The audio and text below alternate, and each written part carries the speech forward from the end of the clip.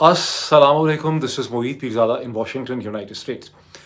अब तक आप में से बहुत से लोग ये सुन चुके होंगे कि ईरान ने बहरीन में और कुवैत में तबाहकुन मिसाइल की और ड्रोन स्ट्राइक्स की हैं, जिसके नतीजे में कुवैत के एयरपोर्ट का, जो कुवैत का इंटरनेशनल एयरपोर्ट है, उसका बहुत बड़ा हिस्सा तबाह हो गया। वहाँ पे फ़्लाइट ऑपरेशन जो हैं वो डिसरप्ट हो गए और कुवैत की तरफ से बेतहाशा दुहाई दी जा रही है और मुत्तहिदा अरब इमारात की तरफ से ये कहा जा रहा है कि हम कुवैत और बहरीन इकट्ठे हैं, हम एक अलायंस में हैं, ईरान हमारे साथ बहुत ज़्यादती कर रहा है। अमेरिका को इसका बड़ा सख्त दंदा शिकन किस्म का जवाब देना चाहिए। अब यहाँ पे एक बड़ा इंटरेस्टिंग प्रॉब्लम है। वो प्रॉब्लम ये है कि जब मैं पिछला व्लॉग कर रहा था, अब से बहुत घंटे पहले, उस वक़्त ये खबरें आ रही थीं कि अमेरिका ने ईरान के बहुत से हिस्सों पे कोस्टल एयर जो उसकी बेल्ट है, अबादान और उसकी जो हॉर्मुज़ की कोस्टल बेल्ट है, वहाँ पे हमले किए हैं। ईरान की नेवल वेसल्स के ऊपर हमले किए हैं, कैशम आइलैंड के ऊपर हमले किए हैं और ईरान ने भी जवाबी तौर पे कुवैत के ऊपर और बहरीन पे हमले किए हैं। लेकिन प्रॉब्लम क्या था? क्यों मैंने इसको उसको ज़्यादा डिस्कस नहीं किया? आप में से जिन लोगों ने मेरा पिछला व्लॉग देखा है, आपने उसके आखिर में आपने देखा होगा, मैंने कहा कि गुज़िश्ता 12-14 घंटों में इस किस्म की स्ट्राइक्स भी हुई हैं, लेकिन ओवरऑल चीज़ें जो हैं वो एक नेगोशिएटेड सेटलमेंट की तरफ जा रही हैं। जब मैंने अमेरिका के secretary of state Marco Rubio की जो प्रेजेंटेशन, उनकी ब्रीफिंग थी सेनेट फॉरेन रिलेशन कमेटी के सामने, उसका मैंने जिक्र किया था। मैंने कहा चीज़ें एक डायरेक्शन में जा रही हैं, क्योंकि हमले भी हुए हैं। मैंने उस वक़्त इसको बहुत कम अहमियत इसलिए दी कि सेंट्रल कमांड की तरफ से, कुवैत की तरफ से और बहरीन की तरफ से दावा किया गया कि ईरान के मिसाइल तो हवा में ही फट गए, वो तो कोई लगे ही नहीं, हमने सारे मार गिराए, वो समंदर में गिर गए, वो बड़े फोके थे, उनका निशाना नहीं लगता और हमारी साइड से बड़ी सक्सेसफुल किस्म की कार्रवाई जो है वो ईरान की तरफ की गई है। ईरानियों की कम अज़ कम खूबी ये है कि वो अपने नुकसानात को मानते हैं, उन्होंने कभी डिनाई नहीं किया और अब तक हम गुज़िश्ता 3 महीनों की 90 दिन की जो सारी ये सारा जंगो-जदल का प्रोसेस शुरू हुआ है 28 फरवरी के बाद से, इसमें हमने एक बहुत अजीब-ओ-गरीब चीज़ ये देखी है, जो मुझे जिससे बहुत ज़्यादा हैरानगी हुई है। मैं एक्सपेक्ट नहीं करता था कि मुझे ये बात माननी पड़ेगी कि अमेरिका की तरफ से मसलसल झूठ बोला गया है। मैं कभी एक्सपेक्ट नहीं करता था, मतलब जिस तरह से सारी ज़िंदगी एक ट्रेनिंग हुई है हमारी चीज़ों को देखने की, हमारा ख़्याल था कि जब सेंट्रल कमांड किसी चीज़ के बारे में कहता है कि ऐसा नहीं हुआ, या ऐसा हुआ है, या हमने चीज़ मार गिराई है, या हमारा नुकसान नहीं हुआ, तो ये बात सही होगी। लेकिन अब हमने बारहा ये देखा है कि ईरान जब स्ट्राइक्स करता है और उसको क्लेम करता है, तो उसके जो एदाद-ओ-शुमार होते हैं, या उसका जो तखमीना या असेसमेंट होती है, या जो क्लेम होता है ईरान का, वो बाद में तकरीबन तकरीबन सही साबित हुआ है। अमेरिका के अमेरिका के जो बेसेस हैं 11 जिनको ईरान ने निशाना बनाया 28 फरवरी के बाद, उसके हवाले से अमेरिकन एयरक्राफ्ट कैरियर्स का जो नुकसान हुआ, उसके हवाले से अमेरिकन एयरक्राफ्ट कैरियर्स जो है वो पर्शियन गल्फ़ में उनको पीछे विड्रॉ कर लिया गया, गल्फ़ ऑफ ओमान में। ये तमाम ईरान ने जो दावे किए थे वो सही साबित हुए। और यहाँ पर भी एक बार ऐसा हुआ कि 12 घंटे पहले हमें सेंटकॉम ने ये एक नक्शा हमारे सामने पेश किया कि ईरान का जो कुछ भी मिसाइल स्ट्राइक्स, ड्रोन स्ट्राइक्स थी, फोके थे, कुछ हुआ नहीं। लेकिन अब पता चल रहा है, जो हम फुटेज देख रहे हैं, कि कुवैत के एयरपोर्ट का एक बहुत बड़ा हिस्सा तबाह हो गया, बहरीन में भी इसी किस्म का नुकसान पहुँचा है। और अब कुवैत की हुकूमत का ये कहना है कि कम से कम 63 लोग जो हैं वो शदीद ज़ख्मी हैं, कुछ उसमें ज़्यादा ज़ख्मी हैं, कुछ कम ज़ख्मी हैं और बड़ी सख्त किस्म की दुहाई दी जा रही है। अब आपके ज़हन में सवाल पैदा होगा कि एक ऐसे वक्त में जब डोनाल्ड ट्रंप मुसलसल उनकी स्टेटमेंट्स आ रही हैं कि मेरे तो ईरान के साथ टॉक्स बड़ी कामयाब जा रही हैं, हम एक प्रोसेस की तरफ बढ़ रहे हैं, हम बहुत जल्दी इसका हल निकल आएगा। अभी उनकी एक और हेडलाइन मैं कोशिश करता हूँ आपको स्क्रीन के ऊपर दिखाऊँ, जिसमें उन्होंने कहा है कि ईरान ने न्यूक्लियर वेपन ना बनाने का फ़ैसला कर लिया और मेरी नेगोशिएशन बड़ी कामयाब जा रही। फिर आपको याद होगा कि एक दिन पहले उन्होंने बड़ी सख्त किस्म की ठुकाई कर दी इसराइल के प्राइम मिनिस्टर बेंजामिन नेतन्याहू की, जब उन्होंने उनको गालियाँ निकाली। अब उन्होंने अपने एक सब्सिक्वेंट इंटरव्यू में और अपने एक डिस्कशन के अंदर उन्होंने ये माना भी है कि मैंने नेतन्याहू की बड़ी सख्त बेइज्जती की है, और उस बेइज्जती का नतीजा ये निकला कि बेंजामिन नेतन्याहू ने जो बैरूत के ऊपर हमला करने का प्लान बना रखा था, जिसके जवाब में ईरान की मिलिट्री ने कहा था कि अगर बैरूत के ऊपर हमले हुए तो वो फिर नॉर्दर्न इसराइल, क्योंकि इसराइल ने ये कहा था कि बैरूत के करीब दहिया की जो एक लोकेलिटी है उसको लोग खाली कर दें, उसमें से आप इवैक्यूएट करते हैं, बिकॉज हम दहिया को टारगेट करने वाले हैं। तो ईरान की मिलिट्री ने जवाबन ये कहा कि अगर दहिया को टारगेट किया गया बैरूत के एरिया में, if I correctly pronounce the name, हो सकता है मैं गलत कह रहा हूँ, लेकिन ये बैरूत के मज़ाफ़ात हैं, तो फिर नॉर्दर्न इसराइल जो है, जो इसराइल को बड़ा अजीज़ है, जिसकी बेसिस पे इसराइल का ये कहना है कि हम हिज़्बुल्लाह को टारगेट कर रहे हैं, उन्होंने ये कह दिया था कि फिर नॉर्दर्न इसराइल जो है वो खाली कर दें, इवैक्यूएट कर दें, बिकॉज हम मिसाइलों की बारिश कर देंगे। उसके बाद अमेरिका के सदर ने उसमें इंटरवीन किया اور امریکہ کے صدر نے انٹرونشن کر کے اسرائیل کو تنبیہ چڑھائی، ان کو کہا کہ باز رہو، تم پاگل ہو گئے ہو، تمہارا دماغ خراب ہے، ساری دنیا تم سے نفرت کرتی ہے، تمہاری وجہ سے امریکہ، تمہاری وجہ سے اسرائیل سے لوگ نفرت کرنے لگ گئے۔ تو وہ معاملہ لگتا تھا کہ رک گیا ہے، اور اس کے بعد سدرن بیروت جو ہے، اس کے جو ساؤتھ لیبنان ہے، وہاں تو اسرائیل کے حملے جاری رہے۔ لیکن اب یہ جو ساری کی ساری صورتحال پیدا ہوئی ہے، اگر آپ کے ذہن میں سوال پیدا ہو رہا ہے کہ یہ کیوں ہوا، کیا ایران نے کوئی گراس ارسپانسبلٹی کی ہے کویت اور بحرین پہ حملے کرنے میں، یہ ایران کی زیادتی ہے؟ ہرگز نہیں۔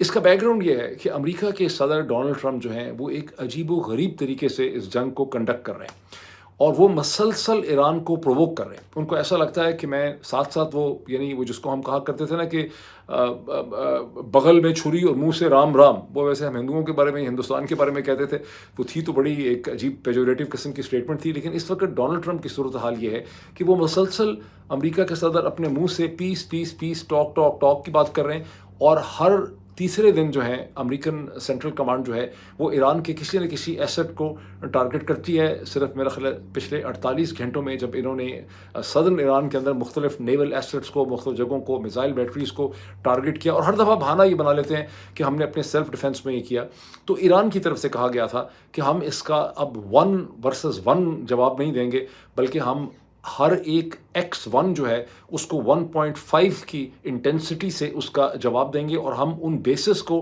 ٹارگٹ کریں گے۔ تو اب وہ یہ کہہ رہے ہیں کہ ہم نے امریکہ کا جو 5th فلیٹ ہے اس کے بیس کو، اور اس کے ایسٹس اور اس کی فیسلٹیز کو ہم نے یہاں پہ ٹارگٹ کیا ہے۔ تو یہ ساری انسٹیگیشن جو ہے وہ امریکہ کے صدر ڈونلڈ ٹرمپ کی بنیادی طور پہ ناعاقبت اندیشی جو ان کی ہے، جس طرح سے وہ اسے کنڈکٹ کر رہے ہیں، اس کی وجہ سے یہ پیدا ہو رہا ہے۔ اب ایرانین جو ایکسپرٹس اور اینالسٹ ہیں، ان کو ڈونلڈ ٹرمپ کی باتوں پہ کوئی اعتبار بھی نہیں ہے، کوئی ان کو اعتماد نہیں ہے کہ ڈونلڈ ٹرمپ جو کہہ رہے ہیں اس کو وہ ٹرسٹ نہیں کرنا چاہتے۔ اور ابھی ایک ایرانین ایکیڈیمک ہے جن کا نام میرے ذہن سے نکل گیا، لیکن ٹویٹر کے اوپر میں ان کی ڈسکشن دیکھ رہا تھا، کیونکہ جو briefing senate foreign relation committee کے سامنے مارکو روبیو نے دی ہے، اور مارکو روبیو نے اپنے آپ کو کمٹ ہی نہیں کیا کہ اسٹریٹ آف ہارمز اگر ایران کھولتا ہے تو اس کے جواب میں امریکہ پھر ایران کو کیا دے گا؟ اگر آپ ان کا جو لیکوڈ کیش $27 بلین ہے، وہ فنڈز آپ ڈی فریز کرنے کو تیار نہیں ہے، آپ ان کو سینکشنز ہٹانے کی کوئی گارنٹیز دینے کے لیے تیار نہیں ہے، تو پھر آپ ان کو ان ریٹرن کیا دیں گے؟ آپ صرف یہ کہہ رہے ہیں کہ ہم نیول بلاکٹ ختم کریں گے، جو آپ نے بعد میں شروع کیا۔ اسٹریٹ آف ہارمز جو 28 فروری کو بند نہیں تھی، وہ بند ہو گئی ہے۔ تو ایک عجیب سی صورتحال ہے جس کے اوپر ایرانین ایکیڈیمک اور جو پولیٹیکل انالیسس تھا وہ یہ تھا کہ یہ ہمیں ٹریپ کیا جا رہا ہے، اگر ہم اسٹریٹ آف ہارمز کھول دیں گے تو ہمارے لیے اسٹریٹجک جو خطرات ہیں کہ ہمارے اوپر ایک زیادہ بڑا حملہ اس کے بعد کیا جا سکے گا، اس کی پاسبلٹی بڑھ جائے گی۔ ایرانینز کی اس وقت ایک کمزوری یہ بھی بن چکی ہے جب سے یہ سیز فائر کا پروسیس چل رہا ہے، کہ انہوں نے بائی اینڈ لارج ان کے اور سعودی عرب کے درمیان میں، اور ان کے اور قطر کے درمیان میں، اور ان کے اور عمان کے درمیان میں بہت بہتر ایک آپ کہہ لیں کہ ایکوموڈیشن ہو چکی ہے۔ اس کا مطلب ہے کہ ایران کے اب جو ٹارگٹس ہیں اس جگہ پہ، وہ صرف متحدہ عرب امارات ہے، کویت ہے اور بحرین ہے، اور ابھی آپ نے دیکھا کہ انہوں نے بہت انٹینس قسم کے وہاں پہ حملے کیے۔ اب یہ صورتحال جو ہے یہ تو ہمیں اور چند گھنٹوں میں پتہ چلے گا کہ یہ رکتی ہے یا مزید بڑھ جاتی ہے، بیکاز متحدہ عرب امارات کی یہ اپیل امریکہ سے کہ ہم سب اکٹھے ہیں، ہمیں ٹارگٹ کیا جا رہا ہے، اور امریکہ کو اس کا بڑا سخت رسپونڈ کرنا چاہیے۔ امریکہ نے رسپونڈ کیا بھی ہے۔ اب اس کے ساتھ ایک اور چیز ڈالیں تو آپ دیکھیں گے کہ ڈونلڈ ٹرمپ کی اسٹیٹ آف مائنڈ کیا ہے۔ اب سے صرف چند گھنٹے پہلے یہ خبر فلیش ہوئی ہے کہ امریکہ نے United States trade representative USTR جو ہیں، انہوں نے پوری دنیا کے ٹریڈنگ جو ان کے کنٹریز ہیں، پارٹنرز ہیں، ان سب کے اوپر 10 سے 12.5% ایڈیشنل ڈیوٹی جو ہے وہ ٹھوک دی۔ اب یہ اس کا کیا معاملہ بیک گراؤنڈ ہے؟ اس کا معاملہ ہے کہ چند ہفتے پہلے آپ میں سے بہت سے لوگ جو فالو کرتے ہیں چیزوں کو سیریسلی، آپ کو یاد ہوگا کہ امریکن سپریم کورٹ نے ڈونلڈ ٹرمپ نے جو 10% اضافی ڈیوٹی لگائی تھی، پتہ نہیں امریکن کیا ایمرجنسی کہہ کے کہ یہ کوئی ایک اسٹیٹ آف ایمرجنسی ہے یا کوئی کس طرح سے کر کے لگائی تھی، تو امریکن سپریم کورٹ نے کہا کہ امریکن پریزیڈنٹ اس قسم کی ڈیوٹیز 10% ایڈیشنل ٹریڈ ڈیوٹیز جو ہے وہ نہیں لگا سکتا۔ اور اسی وقت ڈونلڈ ٹرمپ نے کہا تھا میں اس کا کوئی حل نکالوں گا۔ اس کا حل انہوں نے یہ نکالا ہے کہ انہوں نے پوری دنیا کے جو امریکہ کے ٹریڈنگ پارٹنرز ہیں ان کو 2 کیٹیگریز کے اندر ڈیوائڈ کر دیا ہے۔ ایک وہ کیٹیگری ہے جن سے ان کو بہت پیار ہے، محبت ہے، شفقت فرمائی انہوں نے، اس میں پاکستان بھی ہے۔ ویسے فیلڈ مارشل کا ملک پاکستان سے اتنی ہمدردی ان کو نہیں ہے، ان کو فیلڈ مارشل سے بہت پیار ہے، اور اس کی ریزنز بھی اللہ کرے گا کلیئر ہو جائیں گے۔ بہرحال यूरोपियन यूनियन पे, बरतानिया पे, पाकिस्तान पे और चंद बांग्लादेश पे और बहुत से जिस किस्म के ममालिक हैं उनके ऊपर 10% एडिशनल ड्यूटी लगाई है। और जिनसे उनको ज़्यादा खार है उसमें चीन है, उसमें हिंदुस्तान है, उसमें और भी बहुत से ममालिक हैं, मेरे ख्याल उसमें ऑस्ट्रेलिया भी है शायद। उन सब के ऊपर 12.5% एडिशनल ड्यूटी उन्होंने लगाई है और वजह भी बहुत इंटरेस्टिंग दी है। उन्होंने कहा ये तमाम ममालिक जो हैं जिनके ऊपर ये एडिशनल ड्यूटी लगाई गई है, ये बेसिकली तौर पर लेबर एब्यूज़ कर रहे हैं। यहाँ पर चाइल्ड लेबर हो रही है या फोर्स्ड लेबर हो रही है, यहाँ से लोगों से ज़बरदस्ती जो है वो काम करवाया जाता है। अगर ऐसा ही है तो फिर पता नहीं हिंदुस्तान उस कैटेगरी में आता तो पाकिस्तान कैसे उस कैटेगरी में नहीं आता। पाकिस्तान में भी तो ज़बरदस्ती ही काम करवाया जा रहा है। बहरहाल उन्होंने ये इसे कहते हैं डेफिनेशन करके 10% एंड 12.5% एडिशनल ड्यूटी दे दी है। और उससे इस वक्त जितने ट्रेडिंग पार्टनर्स और ट्रेडिंग कम्युनिटीज़ और एक्सपर्ट्स हैं उसमें कोहराम मच गया है यूरोपियन यूनियन की तरफ से, हिंदुस्तान की तरफ से। उसके ऊपर बहुत ज़्यादा तनकीद हो रही है अब, लेकिन ये रुकेगा तो नहीं। अब इसके अंदर 2-3 ऐसी चीज़ें हैं जो अगर आप इसके साथ डालें तो इस वक्त दुनिया में जिस किस्म की खिंचाव और तनाव की कैफियत है उसको आप बेहतर अंडरस्टैंड कर सकते हैं। ख़ास करके अगर आप इमिग्रेंट हैं नॉर्थ अमेरिका के अंदर, आप इमिग्रेंट हैं यूरोप के किसी भी मुल्क में, बरतानिया में, यूरोपियन यूनियन में, कहीं पर भी आप इमिग्रेंट हैं या इमिग्रेंट्स के बच्चे हैं या आप नए लेबर हैं या पुराने इमिग्रेंट हैं, तो आप इस तनाव और इस टेंशन की कैफियत को बहुत बेहतर समझ सकते हैं। पहली एविडेंस जो मैं आपके सामने रखता हूँ वो ये है कि गुज़िश्ता 24 घंटों में एक छोटा सा टाउन है टेक्सास में, नॉर्थ टेक्सास में, अमेरिका की बड़ी रियासत टेक्सास में एक टाउन है जिसका नाम है फ्रिस्को।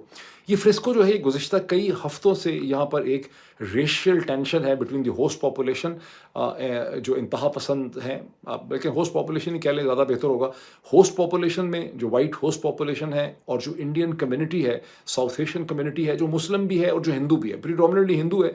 ये पहली दफ़ा है अमेरिका में कि हिंदुओं के बारे में और हिंदू इमिग्रेंट्स, हिंदू कम्युनिटीज़ के बारे में इस कदर गुस्सा और इस कदर की खार जो है वो निकल रही है। तो टेंशन तो चल रही थी गुज़िश्ता कई हफ्तों से, बिकॉज वहाँ पर शक ये है, इल्ज़ाम ये है कि हिंदुओं ने हिंदू इन्वर्जन हो गया।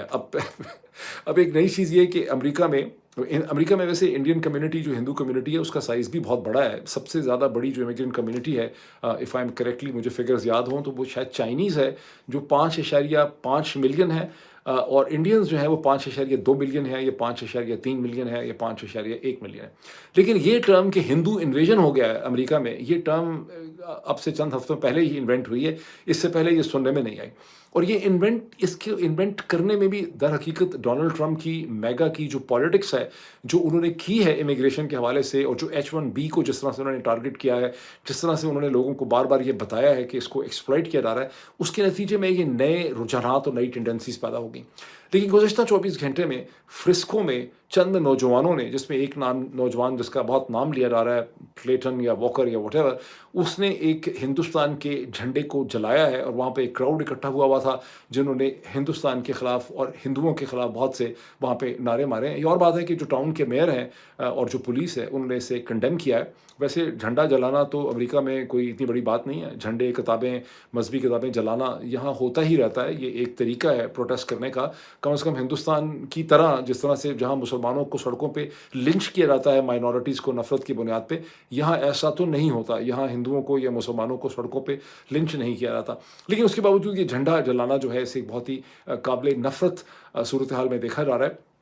ये सिम्टम है, ये मज़र है उन अंडरलाइंग टेंशन्स का जो इस वक्त वेस्ट में इमिग्रेंट कम्युनिटीज़ के ख़िलाफ़ जो है वो पाई जाती हैं। इसे नोट करना, इसको फॉलो करना, मॉनिटर करना आप सब लोगों की ज़िम्मेदारी है। मैं और भी बहुत सी चीज़ें आपके सामने रखूँगा। मैंने पिछले वीलॉग में भी आपको बताया था कि किस किस्म की, बल्कि मैं पिछले वीलॉग क्या, मैं अगर आप में से लोगों को याद हो कि गुज़िश्ता कई हफ़्तों से मैं वाहिद हूँ, मेरा ख़्याल है पाकिस्तानी ओरिजिन, जो मसलसल आपको बार बार बता रहा है कि ये ख़तरा जो है ये बढ़ता चला जा रहा है, ये बढ़ता चला जा रहा है, और अभी तो you are only looking at tip of the iceberg, इसने अभी बढ़ना है। अच्छा, अब एक बड़ी पॉजिटिव किस्म की अपेरेंटली डेवलपमेंट है पाकिस्तान के हवाले से, जब एक छोटी सी खबर आप देखते हैं कि इटली की हुकूमत ने 10,500 वर्कर वीज़ाज़ एलोकेट किए हैं पाकिस्तान के लिए, जो ऑबली फॉर्म वीज़ाज़ हैं इटली में। और इसका भी बैकग्राउंड ये है कि पाकिस्तान की जो मिलिट्री है वो गुज़िश्ता कई बरसों से, कम से कम 10 बरस से इटली के साथ अपने डिफेंस एंड स्ट्रेटेजिक रिलेशनशिप के ऊपर काम कर रही है, जिसमें पाकिस्तान इटली के जो स्मॉल वेपन सिस्टम भी लेता है, टेक्नोलॉजी ट्रांसफ़र भी कुछ करता है, और जिसके नतीजे में आहिस्ता आहिस्ता ये रिलेशनशिप जो है वो एक्सपैंड कर रहा है। बहरहाल इसका ऐलान मेरा ख्याल शहबाज शरीफ साहब ने किया। अब यहाँ तक तो बात बड़ी पॉजिटिव है, लेकिन पिछले 24 घंटे में क्या चीज़ आपके सामने आई? पिछले 24 घंटे में आपको ये पता चला कि इटली के अंदर बेसिक हेडलाइन पहले फ्लैश ये हुई कि 4 पाकिस्तानियों को जला के मार दिया गया है एक मिनी वैन में जो एक गैस स्टेशन के ऊपर खड़ी थी। लेकिन फिर उसके साथ दूसरी चीज़ आपको क्या पता चलती है कि ये 4 शायद पाकिस्तानी भी नहीं हैं। अभी ये शक है कि इनमें से 3 पाकिस्तानी हैं, ये 2 पाकिस्तानी हैं, ये 1 पाकिस्तानी है, बाकी अफ़गान है और जलाने वाले दोनों पाकिस्तानी हैं। जो कंसेंसस है वो जलाने वाले पाकिस्तानी। अब आप अपने आप को थोड़ा-सा ठंडे दिल से सोचें कि पाकिस्तानियों के बारे में, ये इमिग्रेंट्स के बारे में जब ये ख़बर फैल रही है तो इटली में, बल्कि पूरे यूरोप में, और यूरोप में बड़ी तेज़ी से ख़बर ट्रैवल करती है, तो इस वक्त इमिग्रेंट्स के बारे में किस किस्म की फीलिंग जो है वो पाई जा रही है। मसलसल जो नए इमिग्रेंट्स हैं जो एशियाटिक कंट्रीज से आ रहे हैं वो इस किस्म के जुराइम कर रहे हैं, फॉर इंस्टेंस गैंग रेप, जो वेस्टर्न यूरोप में बहुत अरसे से ख़त्म हो चुके हैं। वेस्टर्न यूरोप में हस्बैंड के ऊपर रेप का इल्ज़ाम लग जाता है, बॉयफ्रेंड पे इल्ज़ाम लग जाता है, किसी कुलीग पे इल्ज़ाम लग जाता है, कोई ज़्यादती कर देता है, कोई ओवर पावर करता है किसी औरत को।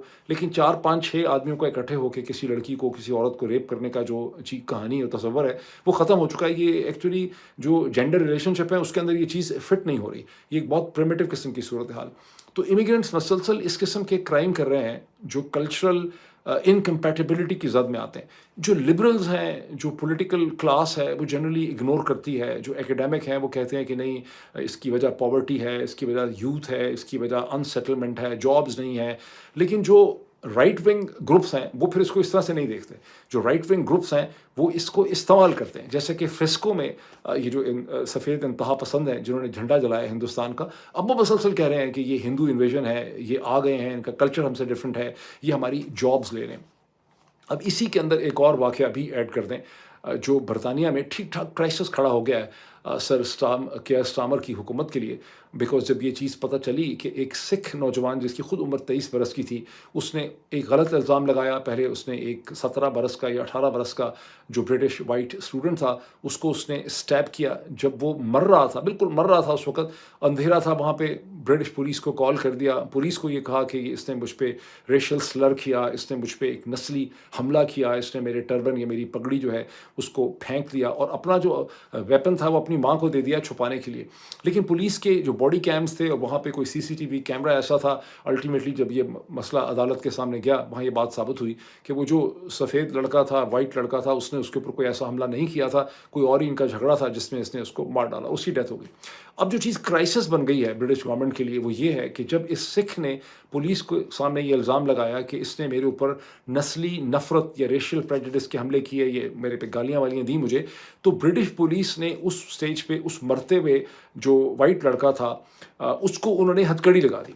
बाद में उनको समझ ही नहीं आई कि ये स्टैब हो चुका है। जब बाद में उनको पता चला कि स्टैब हुआ है, उन्होंने सीपीआर किया, उसकी जान बचाने की कोशिश की, लेकिन उसकी जान ना बचा सके। ये सारी चीज़ें पहले पब्लिक को पता ही नहीं चली, पॉलिटिक्स को नहीं पता चली, मीडिया को नहीं पता चली।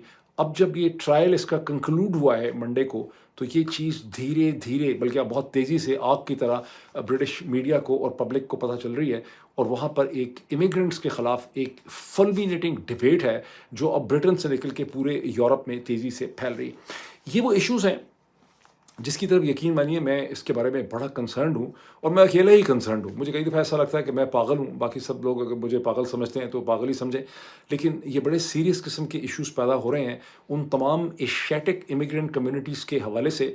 और जिस वक्त से डोनाल्ड ट्रंप की प्रेसिडेंसी आई है, पहले महीने में, पहले दिन ही इन्होंने ये काम शुरू कर दिया। इनफैक्ट अभी प्रेसिडेंसी शुरू ही नहीं हुई थी 20 जनवरी 2025 को, उससे पहले ही आप ये कह रहे हैं इलेक्शन जीतने के बाद दिसंबर 2024 से इन्होंने ये काम शुरू कर दिया, जब इन्होंने लेक्चर देना शुरू कर दिया बरतानिया को, जर्मनी को, फ्रांस को, इन तमाम चीज़ों में। तो इन्होंने उन रुझानात को आगे बढ़ाया। अब जो इमिग्रेंट कम्युनिटीज़ हैं वो बिल्कुल भी इस यलगार का मुकाबला करने के लिए ज़हनी तौर पे तैयार नहीं है। उनके पास कोई टूल्स ही नहीं है इंटेलेक्चुअल कि उन्होंने इसको हैंडल कैसे करना है। उनके अपने टूल्स राइचियसनेस के टूल्स हैं कि नहीं, हम तो ये कर ही नहीं रहे, हमारा तो मज़हब बहुत अच्छा है, हमारा तो कल्चर बहुत अच्छा है, हम तो इस तरह से चीज़ें करते हैं, ये तो सारे मसाइल जो हैं ये सफ़ेद फॉर्म लोगों के अंदर है। इस तरह से चलेगा नहीं, चीज़ों को ज़रा सीरियसली समझना पड़ेगा। अच्छा, अब इसमें एक बहुत बड़ा प्रॉब्लम ये देखें, کہ پاکستان سے تو ہم اپنے رجحانات لے کر آتے ہی ہیں. ہماری ماشاءاللہ اسٹیبلشمنٹ نے ہمیں ہندوستان اور ہندوؤں کے بارے میں ہمارے ذہنوں کے اندر نفرت کوٹ کوٹ کے بھری ہوئی ہے، اور وہ 70-80 سال سے وہ ٹریلر ہمارے مائنڈ میں چل ہی رہا ہے. لیکن گزشتہ 10-15-20 برس میں RSS نے امریکہ کے طول و عرض میں جو چیپٹرز بنائے ہیں، انہوں نے پاکستان اور مسلمانوں کے خلاف نفرت میں بدرجہ اتم انہوں نے اضافہ کر دیا ہے. اور اس وقت صورتحال یہ ہے کہ پورے جہاں جہاں ویسٹ ہے وہاں پہ میرا خیال ہے کہ انڈین کمیونٹیز جو ہیں وہ پاکستانی اوریجن کمیونٹیز کے ساتھ یا بنگلہ دیشی کمیونٹیز کے ساتھ ان کے کوئی بہت زیادہ اچھے تعلقات نہیں ہیں. یعنی ماضی میں 1960s میں 70s 80s میں جس قسم کے تعلقات ہوتے تھے اب وہ والے نہیں ہیں. پہلے آج سے 20-25-30 برس پہلے تعلقات میں بہت زیادہ یکانگت تھی، بہت وارمتھ تھی. اب ایسا نہیں ہے، اور ملنا جلنا بھی جو ہے وہ کمیونٹی لیول کے اوپر بہت زیادہ کمزور ہو چکا ہے. سو مچ سو کہ جب دسمبر 2024 میں ایلون مسک نے اور بہت سے جو رائٹ ونگ امریکن تھیورسٹس ہیں، انہوں نے جب جا کے آگ لگانے کی کوشش کی برٹن میں اور اکراس دی فرانس، تو میں نے دیکھا، آپ میں سے بھی بہت سے لوگوں نے دیکھا ہوگا کہ ٹویٹر پہ بہت سے جو انڈین اوریجن گروپس ہیں وہ بھی شامل مسلمانوں کے خلاف نفرتیں پھیلانے میں، پاکستانیوں کے خلاف نفرتیں پھیلانے میں.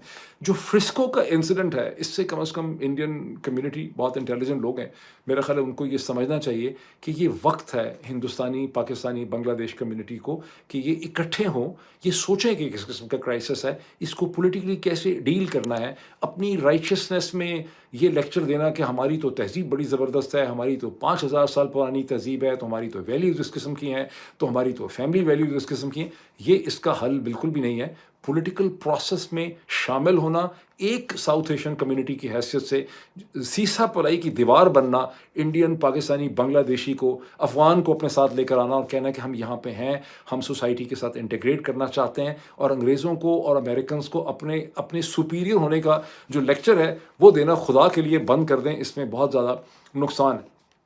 اب تھوڑا سا ہم واپس آئیں پیارے پاکستان کی طرف، کہ وہاں کیا صورتحال ہے. پیارے پاکستان کا بجٹ لیٹ ہوتا چلا جا رہا ہے کسی پرسرار وجوہات کی وجہ سے. میرا خیال پہلے اس کا سیشن کہیں 6-7 کو ہونا تھا، اب وہ 10 پہ بات جا کے ٹھہری ہے.